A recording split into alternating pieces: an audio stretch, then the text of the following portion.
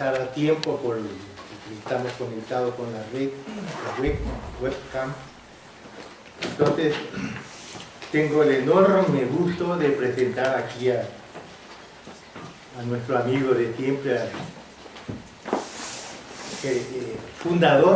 cofundador de este seminario y animador constante de este seminario, como es el doctor Alfredo Guerrero Tapia.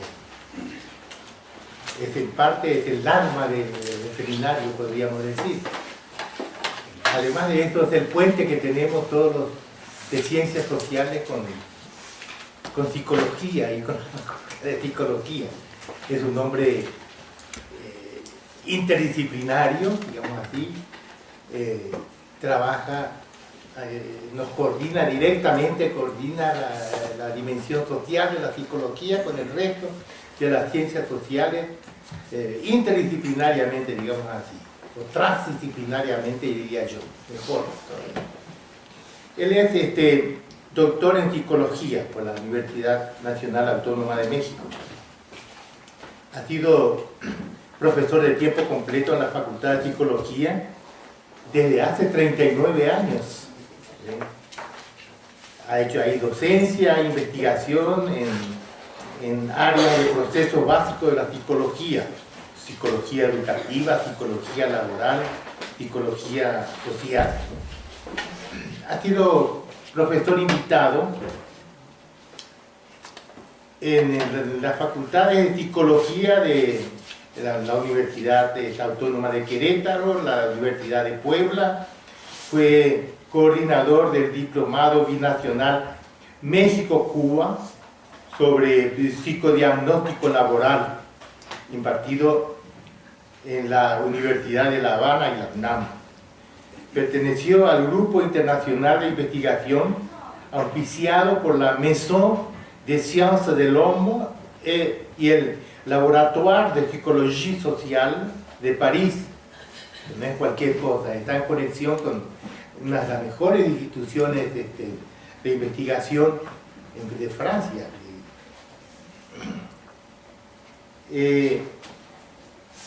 Desarrolla, bueno, aquí en este laboratorio, el Laboratorio de Psicología Social de París, se desarrolla investigaciones sobre imaginarios latinoamericanos y las representaciones sociales. Por supuesto, tiene muchas publicaciones en revistas especializadas de educación y trabajo. Tiene un libro sobre psicología del trabajo.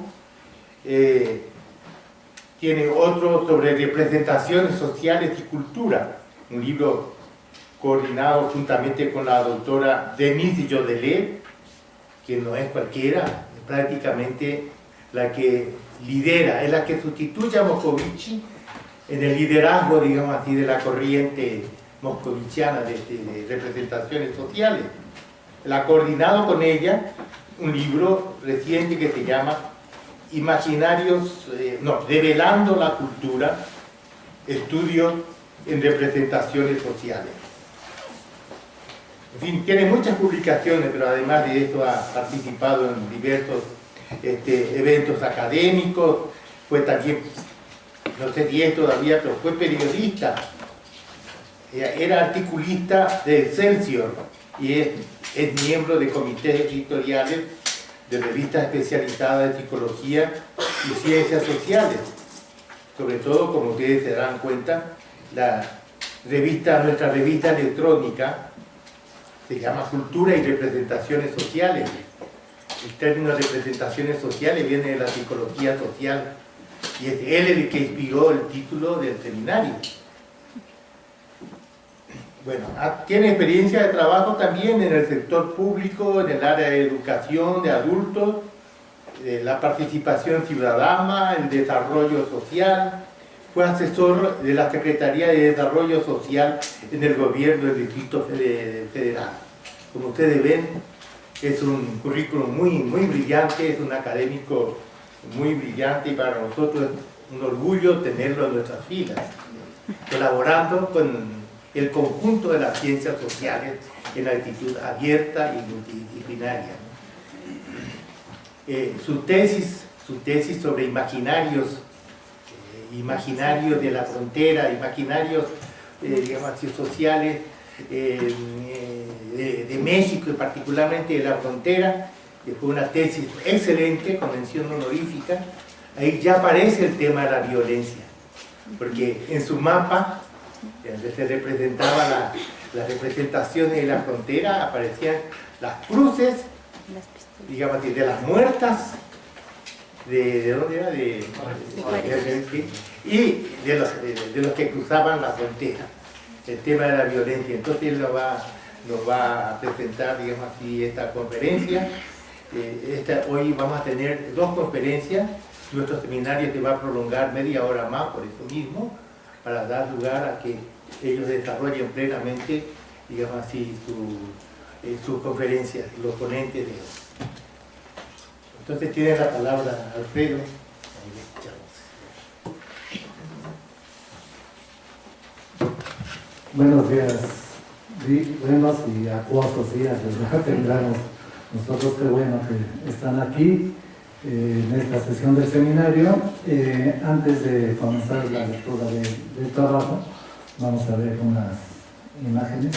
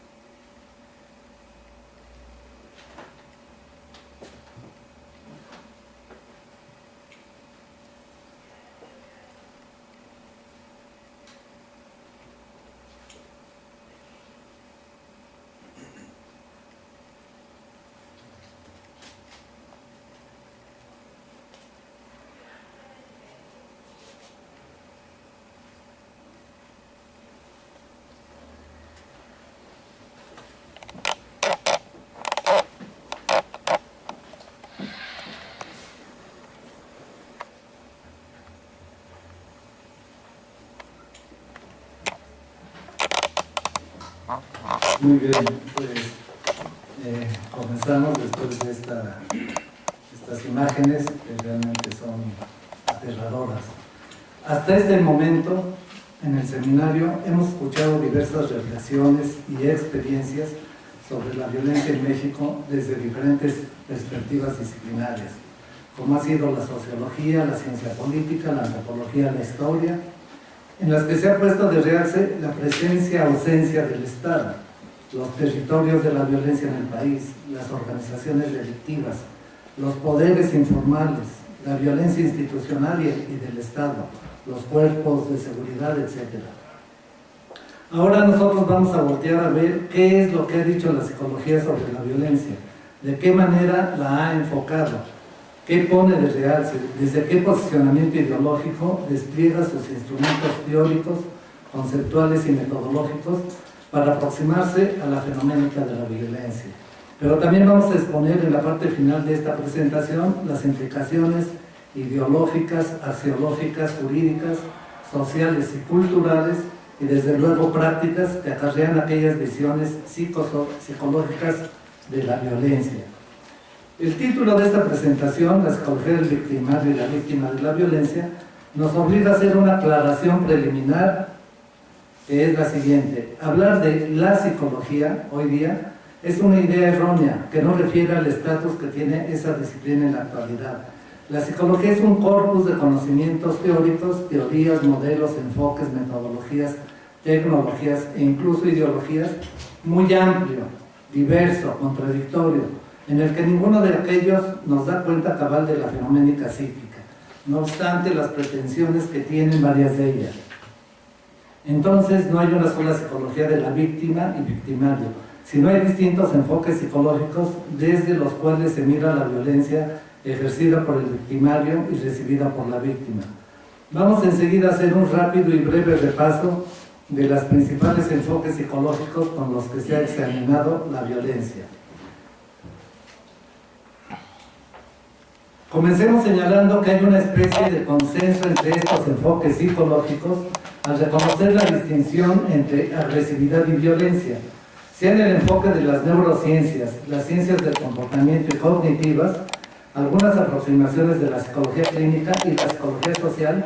Todas ellas hacen alusión a esta distinción, reconociendo que la agresividad es una conducta innata que se despliega automáticamente ante determinados estímulos y que asimismo cesa ante la presencia de indicadores muy específicos. Es biología pura. La violencia es agresividad alterada, principalmente por diversos tipos de factores, en particular socioculturales, que le quitan el carácter deliberado y la vuelven una conducta intencional y dañina. Es una cita de San Martín Escudés. Ampliando un poco esta distinción, este autor nos indica: arraigada profundamente en la estructura psicobiológica del organismo y entroncada con la evolución filogenética de la especie, la agresividad representa la capacidad de respuesta del organismo para defenderse de los peligros potenciales procedentes del exterior. Por ello, la agresividad es una respuesta adaptativa que potencia la capacidad de sobrevivir y que forma parte de las estrategias de afrontamiento de que disponen los seres humanos. La violencia, por el contrario, constituye una agresividad descontrolada, que ha perdido su perfil adaptativo y que tiene un carácter destructivo. La violencia, al ser un conjunto de acciones encaminadas a destruir sin sentido, supone una profunda disfunción social. Es decir, lo que define a la violencia es que se trata de una cadena de conductas intencionales que tienden a causar daños a otros seres humanos, sin que se obtenga un beneficio para la supervivencia. Lo característico de la violencia es su gratuidad desde un punto de vista biológico y su intencionalidad desde un punto de vista psicológico. La violencia es agresividad que se carga de valores afectivos, lo que la hace especialmente peligrosa. La emoción, los sentimientos, la inteligencia y la voluntad se ponen al servicio de la violencia. En este proceso de transformación de la agresividad en violencia hay una perversión de los valores, en la medida en que estos quedan contaminados por intereses espurios para el ser humano y para la sociedad. Estas distinciones entre agresividad y violencia las vamos a encontrar, repetimos, en la mayoría de los enfoques psicológicos, incluyendo los de la psicología social. Aquí resaltamos dos conceptos que son centrales y que vamos a examinar más adelante. Por un lado, la intencionalidad y por otro lado, la perversión. La violencia desde la psicofisiología, es decir, desde las neurociencias. Para todos aquellos científicos profesionales y simpatizantes de la psicología, la psiquiatría, la medicina, la biología, que piensan que la residencia del actual humano y todas sus expresiones subjetivas psicológicas, como los sentimientos, las emociones, las afectividades, las cogniciones, etc., es el cerebro. Ellos tratan de encontrar las regiones cerebrales productoras de la agresión y violencia. Nos dicen, ¿cuándo se convierte la agresión en violencia? ¿Cómo se desarrollan las personalidades psicópatas? ¿Existen regiones específicas en el cerebro que causan este trastorno de la personalidad? ¿Cómo se construye el razonamiento moral? ¿Qué mecanismos dominan la mente de los asesinos? La evolución de las neurociencias nos ha permitido sondear y desvelar algunos de los más oscuros misterios de la mente humana. Esta es una cita de la doctora Fedia Ostrowski en el libro Mentes asesinas, la violencia en tu cerebro.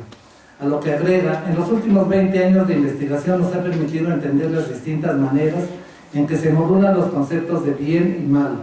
Varios experimentos han mostrado cómo las características físicas del cerebro y los estímulos afectivos que tenemos en la infancia tienen una importante influencia sobre el pensamiento, las emociones y los conceptos de moralidad. Los estudios practicados señalan que en muchas psicópatas y multihomicidas, existen variaciones genéticas que generan alteraciones en las concentraciones de los neurotransmisores y modificaciones en diversas estructuras cerebrales que son congénitas y que predisponen a los individuos a tener conductas violentas. Otras investigaciones han revelado cómo una infancia carente de afectividad transforma negativamente la concepción que tenemos del mundo.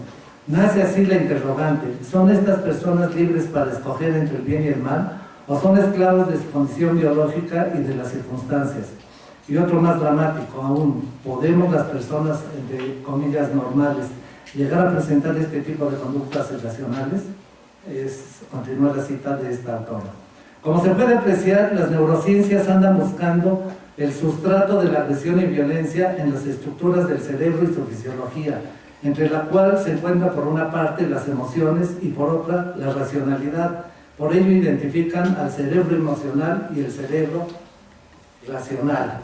El cerebro emocional está formado por estructuras que se desarrollan muy temprano en la evolución. Es por ello que las emociones son más primitivas que nuestras habilidades cognitivas, como nuestra capacidad de planear, de analizar y resolver problemas, las cuales se hallan en las áreas ejecutivas del cerebro. Estos centros estructurales del cerebro están localizados en los lóbulos frontales y evolucionaron durante la última etapa de la historia de nuestra especie. Por lo mismo, son los últimos en madurar en el desarrollo individual y social.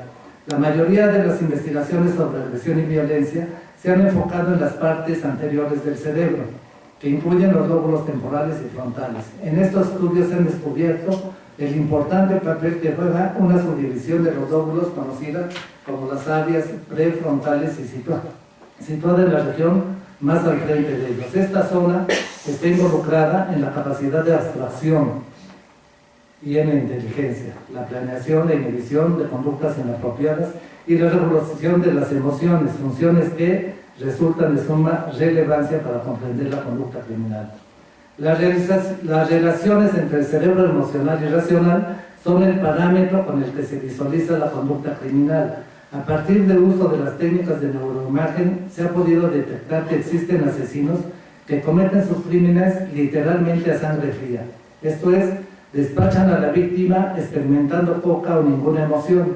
Este tipo de individuos contrasta con los asesinos apasionados y que podemos llamar a sangre caliente, que aniquilan a su víctima en un momento de emoción descontrolada. La pregunta aquí es si el asesino depredador posee un funcionamiento cerebral más regular y controlado frente al asesino afectivo, que mata en el momento de pasión, de regulación y control cerebral.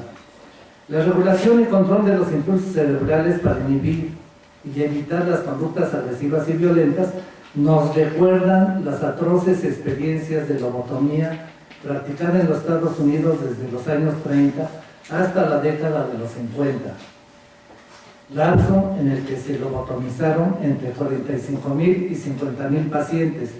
Esta técnica fue instaurada por el premio Nobel, ahí está, Edgar Egas Moniz. Afortunadamente, le dieron el premio Nobel en 1949. Afortunadamente, la era de la lobotomía ahora se observa generalmente como episodio bárbaro en la historia psiquiátrica. La última lobotomía legal se practicó en 1967. Pero, es importante decirlo aquí, ya no se practica la lobotomía. Ahora se ha sustituido por el uso de fármacos. La violencia desde las ciencias cognitivas. Desde la perspectiva de la cognición humana, quienes actúan con violencia son personas que sufren distorsiones en su cognición o ésta se encuentra pobremente integrada. Los multihomicidas poseen un sistema cognitivo que les permite filtrar la realidad para validar su deseo de dañar. Es común que los pensamientos de autoexculpación y justificación les permitan vulnerar las reglas sociales y eliminar todo resquicio de culpa o ansiedad. Existe una contradicción entre la conciencia cognitiva de ilegalidad de su conducta y el significado emocional de la misma. En varios casos que estudiaron allí en la Facultad de Psicología y por psiconeurólogos aquí en México, los casos de Juana Barraza, la Mataviejitas de Diego Santoy, el caníbal de la Guerrero, el Pontis, el niño Sicardo y otros, se ha observado que el sistema cognitivo de ellos les permite filtrar la realidad para validar su deseo de dañar. Es común que los pensamientos de autoexculpación y justificación les permitan vulnerar las reglas sociales y eliminar todo resquicio de culpa o de ansiedad. Entonces ellos existe una contradicción entre la conciencia cognitiva de ilegalidad de su conducta y el significado emocional de la misma. Todos son conscientes de que hay reglas sociales y legales que prohíben lo que están haciendo, pero al mismo tiempo están convencidos de que sus acciones están de alguna manera justificadas y que ellos en realidad son víctimas y no victimarios. Son personas que tienen valores que les permiten determinar lo que es un comportamiento adecuado de lo que no es, aunque no lo aplican ellos. Es habitual que culpen a otros por sus acciones. En su esquema mental, la mayoría de los criminales se perciben como víctimas que castigan a quienes se lo merecen. La violencia vista por las ciencias del comportamiento.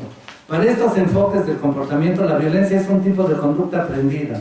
La violencia es una conducta agresiva que tiene la intención de causar daño físico o psicológico y está aprendida en la historia del individuo. Vamos a ver aquí un video de un experimento clásico.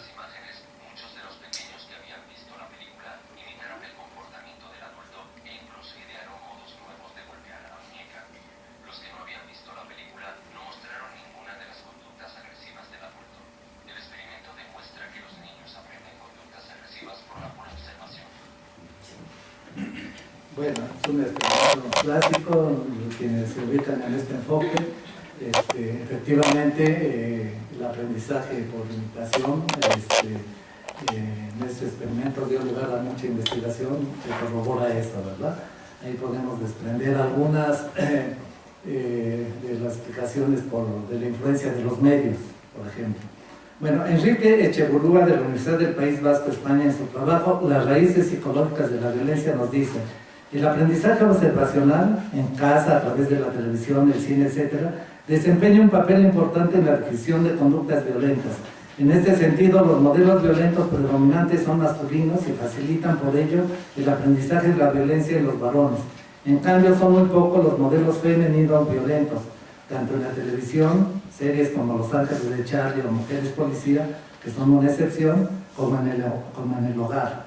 La agresión y violencia son tipos de comportamiento y, al igual que quienes se ubican en las neurociencias, tratan de entender esta clase de comportamiento a partir de la multiplicidad de variables que determinan y condicionan su ocurrencia. En este caso, los factores medioambientales y de la historia del individuo. Nos dicen, si bien no hay raíces comunes en todas las personas violentas, los daños cerebrales, los trastornos mentales y las alteraciones del aprendizaje, junto con la desorganización familiar y el tipo de amigos, puede interferir negativamente en la capacidad de autocontrol y favorecer las conductas violentas. La aplicación sistemática del castigo, sobre todo del castigo físico o del abuso sexual, genera en el niño la aparición de conductas violentas y la utilización por él mismo de la violencia como una forma de control de la conducta de los demás. Los jóvenes violentos han aprendido de los padres una estrategia de solución de problemas basada en el recurso de la violencia y han aprendido a volverse emocionalmente insensibles a estos horrores. Sin embargo, reconocen esta aproximación que no es fácil predecir cuándo va a ocurrir una conducta violenta. Una vez que ha surgido el primer episodio de violencia, la probabilidad de nuevos episodios y por motivos cada vez más insignificantes es mucho mayor. Es decir, lo que mejor predice la violencia futura es haber desarrollado conductas violentas anteriores. Y más que los antecedentes de la infancia remota, uno de los mejores predictores es la conducta pasada en situaciones parecidas. Quienes se ubican desde esta perspectiva del comportamiento nos hablan de factores de riesgo y consideran como los más significativos: uno, la dependencia emocional intensa de la víctima. Si no te tengo a ti, no tengo nada. Con tendencia a acapararla y aislarla del círculo familiar y de amigos. B, la firme creencia que la víctima es la culpable de la pérdida de expectativas de futuro del agresor. C, el abuso del alcohol y drogas. D, la esquizofrenia paranoide si no hay control farmacológico. Cuando hay depresión, amenazas de muerte o suicidio. F, uso de violencia en otros contextos como bares, antros, etc. Conductas de acoso, estado de ánimo deprimido y el movimiento del agresor, impulsividad descontrolada. En suma, agresión y violencia son comportamientos aprendidos determinados por un conjunto de factores medioambientales en el presente e historia del individuo, y lo que se busca es poder identificar y manipular estos determinantes para controlar esta clase de conductas. La violencia desde los enfoques clínicos y psiquiátricos. Este enfoque de la psicología es el que más desarrollos ha tenido con relación a la violencia. La psicología clínica es una psicología individualista y una psicología de las patologías, de los psicotrastornos, los desórdenes y enfermedades mentales, de los trastornos de la personalidad y las emociones. Ha creado tablas clasificatorias variadas sobre aquellas desviaciones y creado nosologías similares a las de la medicina. El denominado modelo médico, que es un modelo biologicista y mecanicista, en el que los agentes patógenos crean los desequilibrios orgánicos y la salud es la recuperación de ese equilibrio, de ese funcionamiento normal del órgano, el sistema o el cuerpo. Se ha trasladado al psiquismo humano, viendo igualmente desequilibrios o desórdenes, patologías, enfermedades, desviaciones de la mente